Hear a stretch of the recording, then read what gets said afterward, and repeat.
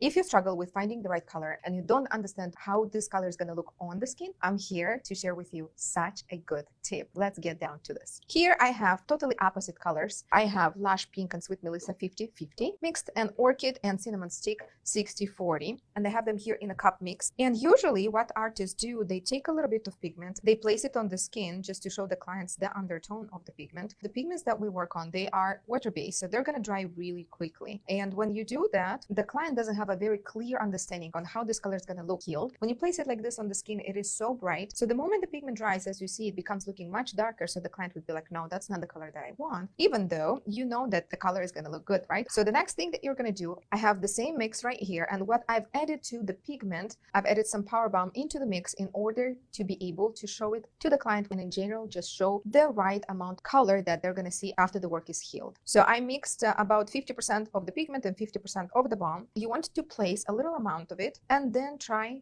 to just smudge it like this on the skin until you start seeing a lighter version of the color. And what you see on the skin is the real color on how this pigment will fade to. It is an amazing thing to do for the clients, for them to visualize on how the color is going to look. They're going to understand that, yes, this is the undertone that I want, or no, this is a little too cool or too warm, because everyone has their own color of their skin. So the same color looks totally different on different clients. And I hope that this trick is a game changer for you.